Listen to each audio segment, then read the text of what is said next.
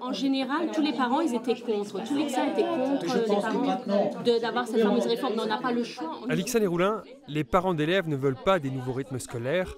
Ils l'ont exprimé à plusieurs reprises et demandent de ne pas mettre en application la réforme. Est-ce que vous êtes déjà renseigné dans les communes qui ont déjà mis ça en place? Oui. S'ils sont d'accord ou pas? Il y avait environ 28% des enfants scolarisés en France qui étaient donc déjà engagés dans les nouveaux rythmes scolaires. Bon, ça, c'est relativement loin. Si on s'approche un petit peu, on a la ville de Forbach, certes beaucoup plus grande que Dixain, donc je vais descendre un tout petit peu. On a le village de Louperchouse, bon, qui a à peu près la taille, je pense, de... C'est ça. On a Grunewiller aussi. Alors, moi, j'entends bien un certain nombre de reproches qui sont faits à cette réforme-là. Elle a certainement aussi ses inconvénients, je n'en doute pas. D'un point de vue éducatif, en tout cas sur la question des apprentissages des enfants, si on écoute les enseignants qui sont effectivement dans ces écoles-là, et je ne pense pas trahir leur pensée, le fait qu'il y ait 5 matinées à la place de 4, c'est-à-dire le mercredi matin en plus, ça fait forcément une séance de français et une séance de mathématiques en plus. J'ai des voisins, des nouveaux voisins qui habitent au-dessus de chez nous, quand ils ont venu d'aménager. Ils ont les enfants, je crois, près de Forbach ou Styrin, je ne sais pas exactement où. Les enfants, ils ont aussi ce système-là. Les parents sont contre. Les enfants, ils sont fatigués. Les enfants sont fatigués. J'ai des enfants qui sont dans le système scolaire français, d'autres dans le système scolaire allemand.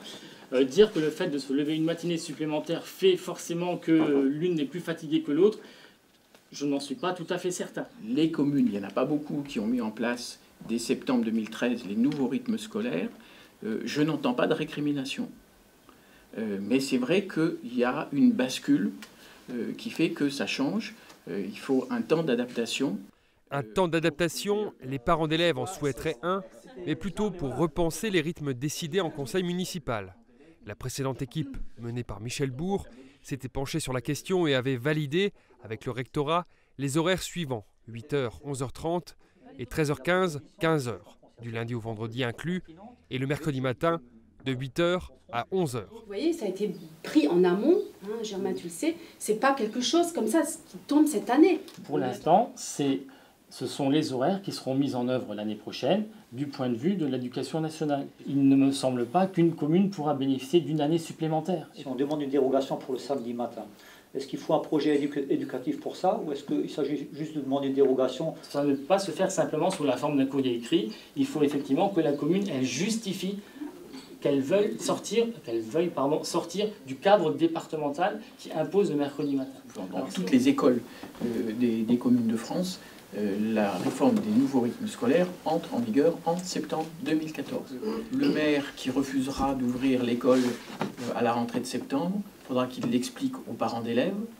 Il faudra qu'il l'explique devant les services de l'éducation nationale et devant le recteur. J'imagine que la commune dit « moi je ne suis pas d'accord avec ces rythmes-là, je reste sur 4 fois 6 heures », mais les enseignants, lorsqu'il sera 15h ou 15h15, ils feront, voilà, parce que voilà, c'est une question de responsabilité. Mais faire croire qu'on puisse s'opposer, c'est faux. On ne peut pas s'opposer. Mais c'est ce que je dis depuis tout le temps. La réponse, elle est là.